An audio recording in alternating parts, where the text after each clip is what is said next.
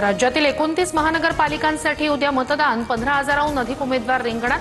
मतदानासाठी साहित्य घेऊन जाण्यासाठी कर्मचारी साहित्य केंद्रावर 16 जानेवारीला निकाल लागणार. राज्यात भाजपची तर मुंबईत ठाकरे बंधूंची प्रतिष्ठा पणाला. 227 प्रभागातून सर्वाधिक 1700 उमेदवार रिंगणात. इचलकरंजी आणि जालन्यात पहिल्यांदाच लोकशाहीचा उत्सव. 65 जागांसाठी मतदान होणार. मुंबईत महायुतीचा विजय निश्चित. एकूण 27 महापालिकांमध्ये महायुतीचाच महापौर असेल. निकालानंतर भाजपच मोठा पक्ष हे पुन्हा अधोरेखित होईल. मुख्यमंत्री फडणवीसांकडून विश्वास व्यक्त. परप्रांतीयांना मारणं हा मराठी माणसांचा विकास नाही. मराठीच काय अमराठी माणूसही ठाकरेंसोबत नाही. फडणवीसांची राज ठाकरेंसह उद्धव ठाकरेंवर टीका.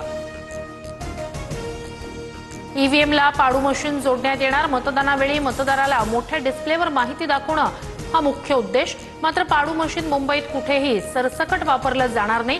निवडणूक आयोगाकडून स्पष्ट. ईव्हीएमला नवं मशीन जोडण्यासंबंधी आधी माहिती का दिली नाही. प्रचार संपला तरी मतदारांना भेटण्याची मुभा का. राज ठाकरेंकडून निवडणूक आयोगावर आरोपांच्या फैरी. दहिसरमधील गोराईत विमानतळासाठीचा हाय फ्रिक्वेन्सी रडार स्थानांतरित करण्याचा निर्णय.